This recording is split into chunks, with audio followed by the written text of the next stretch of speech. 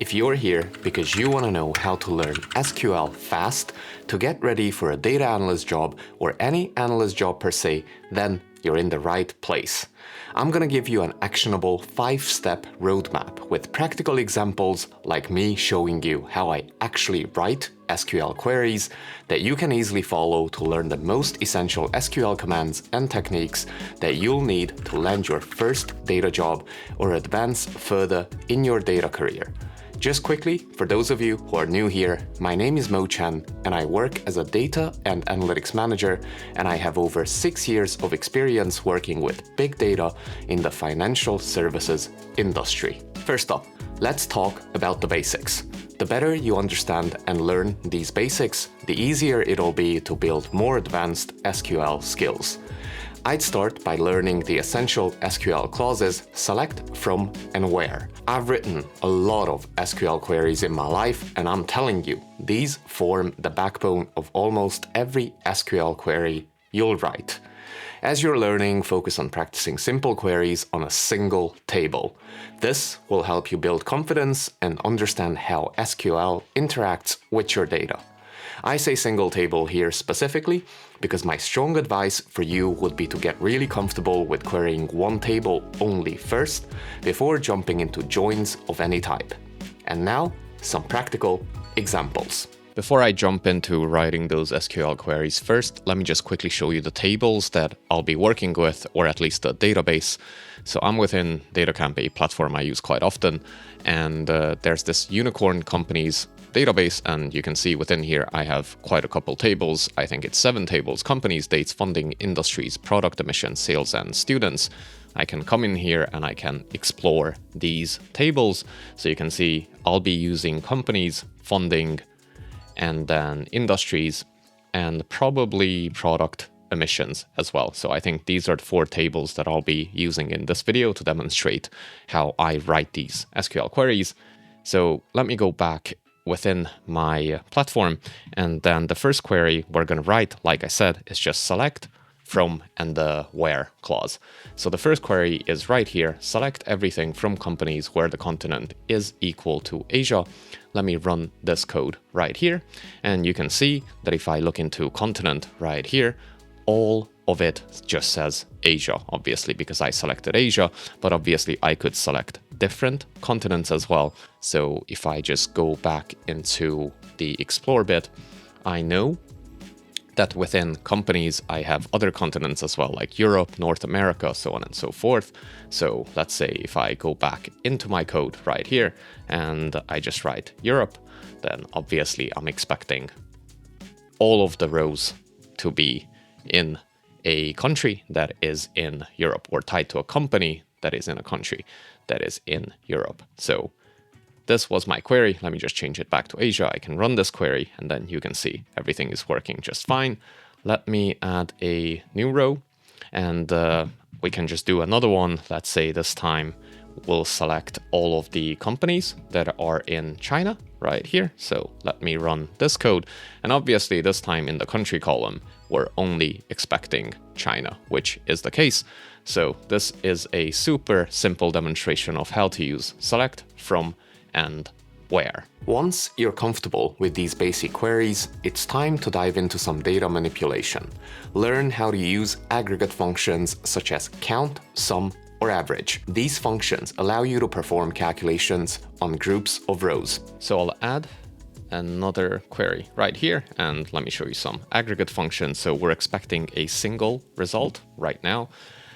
I'll start with count everything first. So again, I introduced a filter where I'm saying that the continent is Asia and count all of the rows where this is true. So if I run this code, I'm expecting a single result, 310, and I know that this is correct because if you go back to our previous query right here, select everything from companies where the continent is equal to Asia, you can see that it returned exactly 310 rows right here.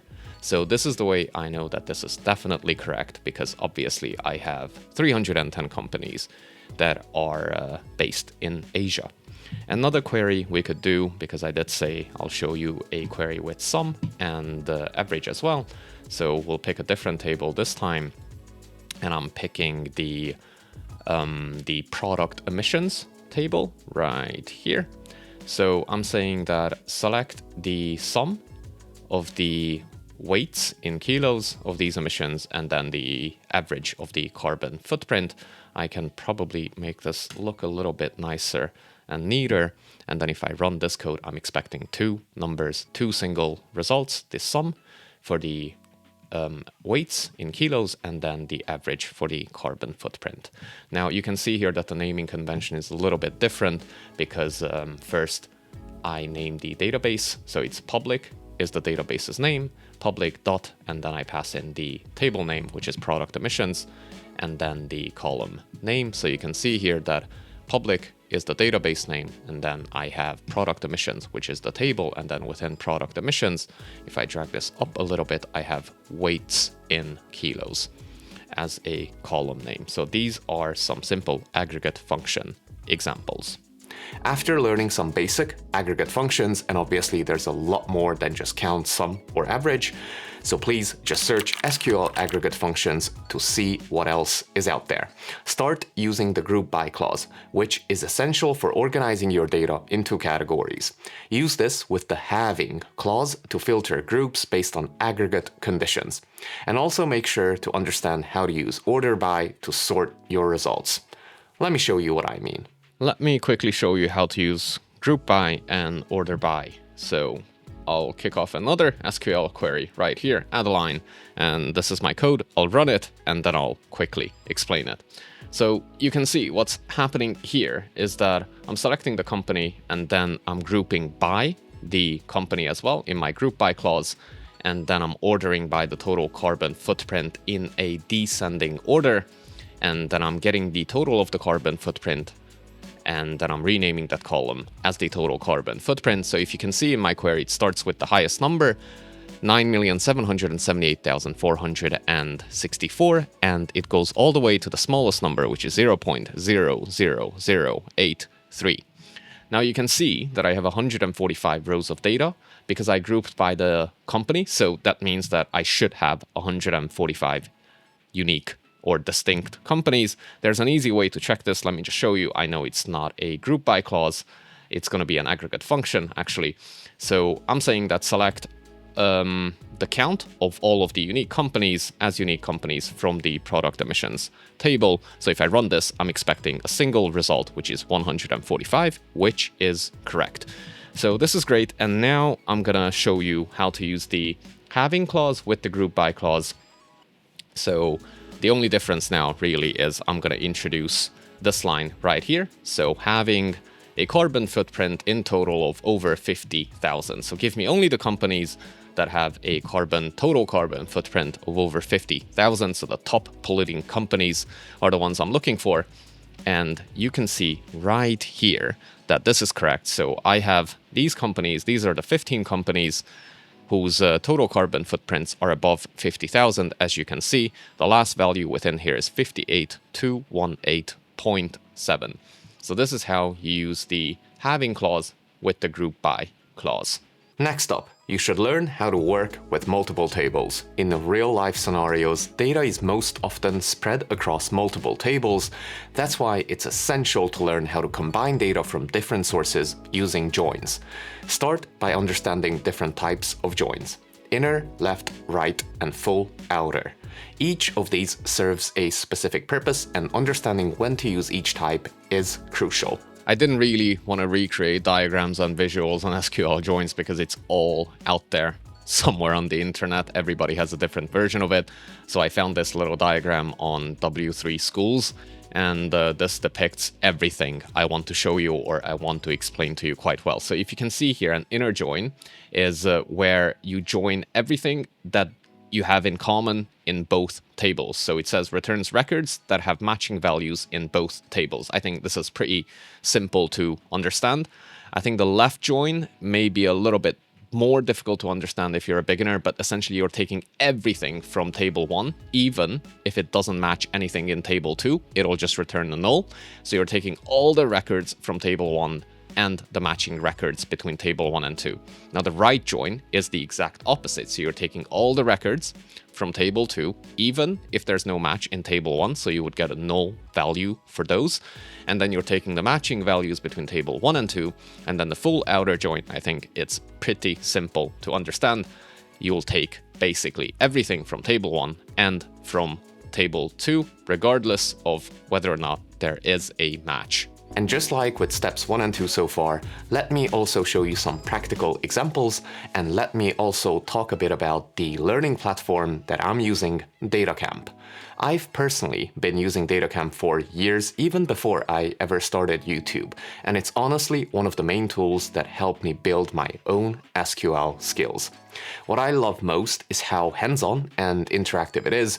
You don't have to waste time installing softwares or connecting to databases. Everything runs right in your browser, which means you can focus on practicing real SQL queries from day one. If you're just starting out, I highly recommend the SQL Fundamentals track. It's designed for absolute beginners, no prerequisites, and you'll be writing and running SQL queries within the first few minutes. But if you want to go further and really stand out when applying for data analyst roles, check out the Associate Data Analyst in SQL career track.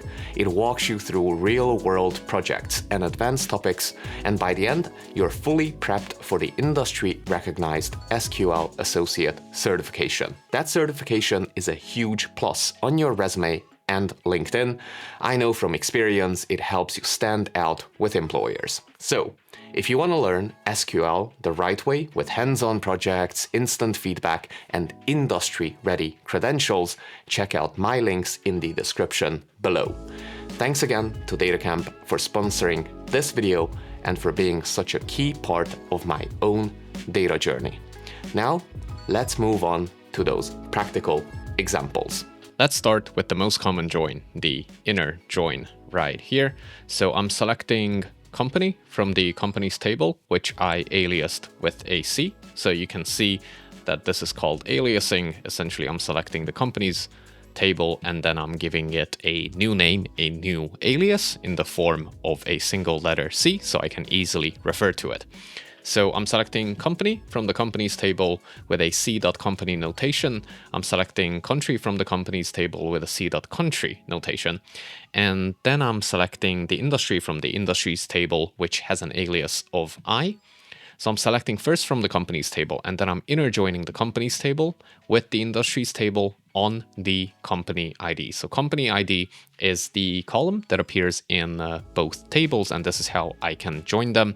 So if I go to my database here, you can see that if I go into the dataset, within the companies table, I have this company ID column, which in this case is my primary key, because it's the table I'm selecting from. And then I have my foreign key in this case, which is going to be the industries table's company ID column. So I'm inner joining on the company ID columns, and let's see what happens.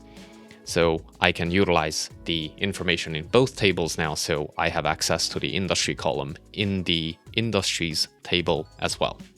All right, next up, we're going to move on to a left join and a right join. So I'll start another query, and this is my query now. So the only difference now is I'm left joining the industries table on the companies table, and I added an extra clause here, a where clause, because actually all of the records match. So all of the company IDs in the company table, they have a match in the industries table. So you can see this because the query ran successfully but returned no results. It's because everything is matching, so obviously there is no null value right here. Now, the other thing you can do, obviously, is you could just do a right join, and I'm expecting the same result here. So let me start another query, and this time it's a right join. So I'm still selecting from the companies table. It still has the alias of C. I'm right joining the industries table now with an alias of I, and then I'm expecting the company ID from the companies table to be a null. So if I run this code, again, my query ran successfully, but returned no results. It's because all of the company IDs in the company table has a match in the industries table and the other way around. Now, of course, you could do a full outer join as well, just for the syntax I'll show you, but it'll give you the exact same result as all of the other joins. So let's do a full outer join. And there it is, full outer join. You can see that this is the syntax you need to use. I end up with 1074 rows, which is exactly the same as when I was using an inner join right here. 1074 rows.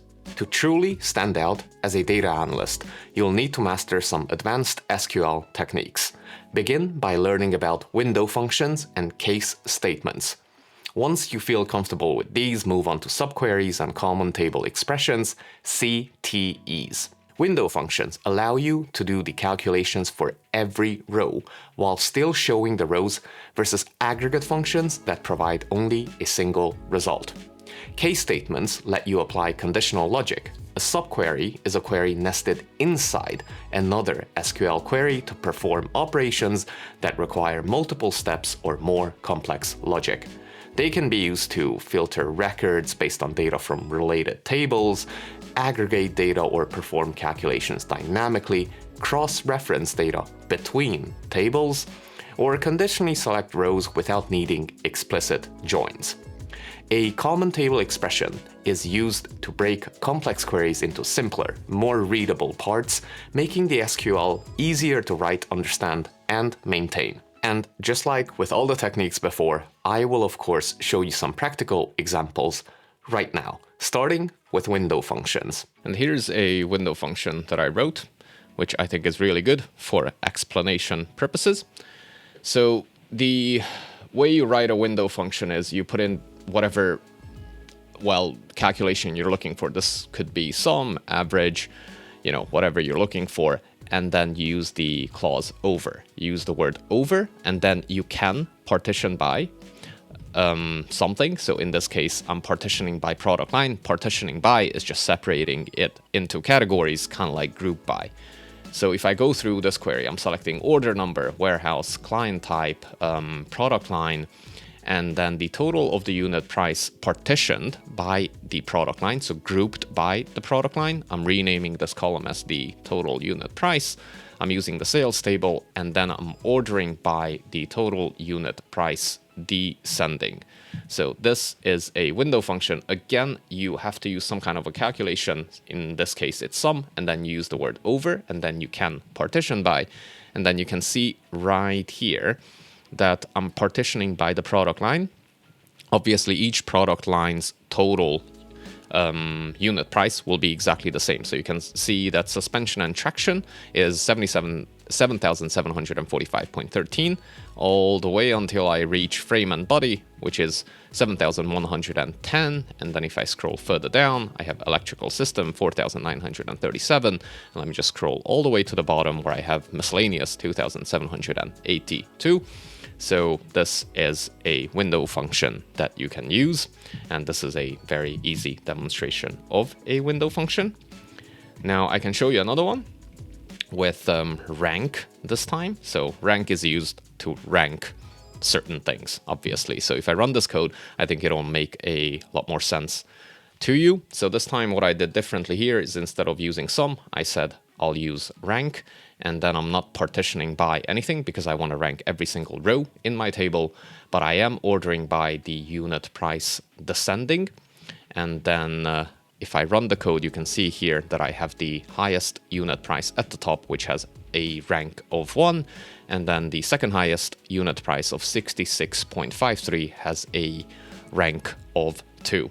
Now, obviously, I could let go of descending in my clause right here in the order by, and if I rerun this, now I'm expecting the lowest unit price to have a rank of 1. Very, very powerful. I like window functions a lot, and I think it's one of the most powerful things in SQL. But let's move on to subqueries. And there's so many use cases for subqueries. So this is just one I want to show you right here, where I'm using a subquery in the where clause right here. So what we're doing here is we can utilize the information in another table without explicitly joining these tables. So I'm selecting everything here from the companies table, but I only want the company IDs that are in the health industry. Now this health industry information is in the industries table. So let's go back to the Explorer view. I can see my companies table right here. I have the company IDs here, but I don't have the industry right here. I have the industry in the industries table, where I also have the company ID. So I can utilize the company ID from both tables to be able to select only the health industries. So let's go back to the query. So I'm saying that select only the company IDs in the companies table where the company ID is in the health industry. So now I get all of these records back, but obviously I could use a different industry. So I saw that I think fintech is one, I believe. Let me just double check. So I can go back here into industries. Yes, fintech is an industry as well that is present in our data. So if I select this one and I run the code, then I get back only the fintech companies, which I think is pretty cool. So that's one subquery use case.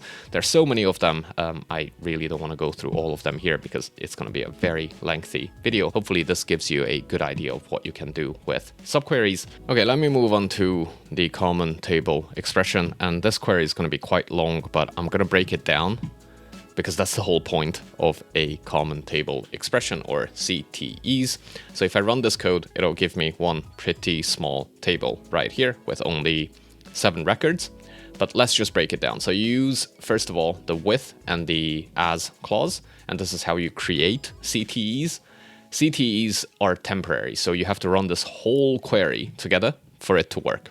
But if I just break it down, starting with the first query, so I'm creating a temporary health industries table where I'm selecting the company ID from the industries table. So industries table, company ID, I'm selecting that company ID, but only the company IDs where the industry is equal to health.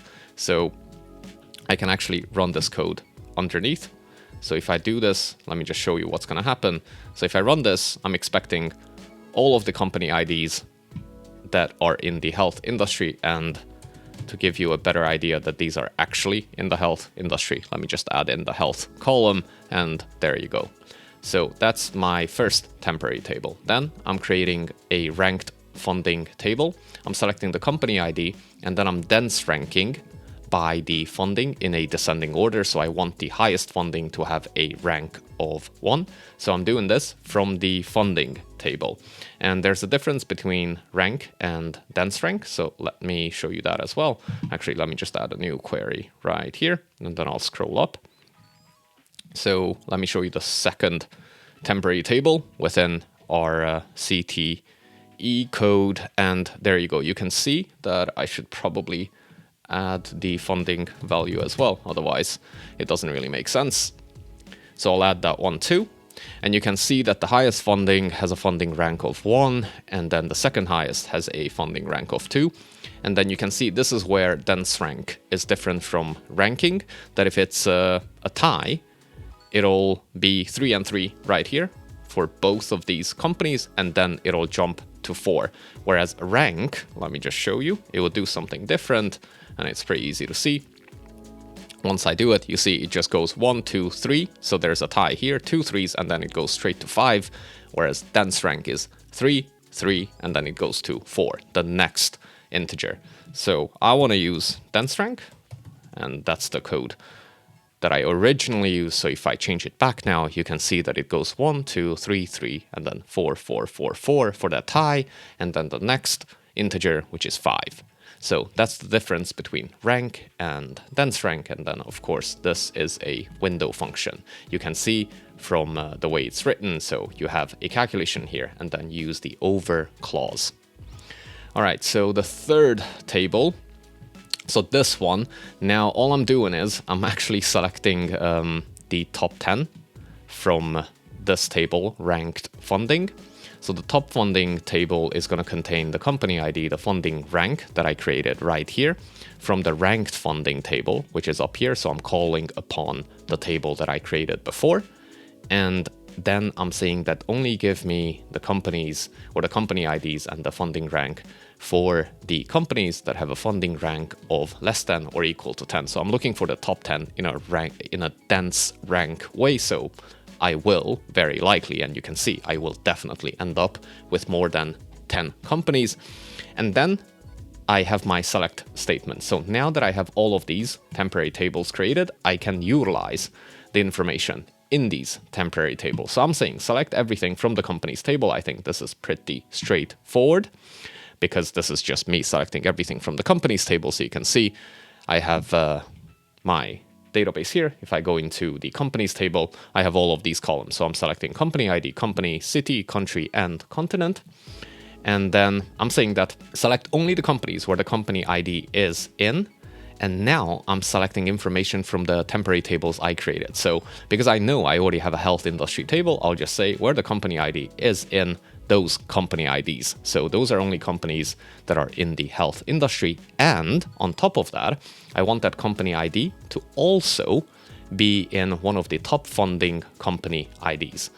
So if I run this code again, there you go. So now what I get in the end is all of the companies in the health industry whose funding rank is less than or equal to 10.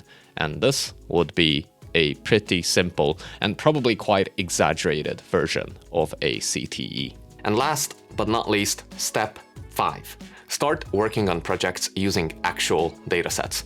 Do not fall into the endless tutorial trap where you watch video after video, but don't actually write any code yourself.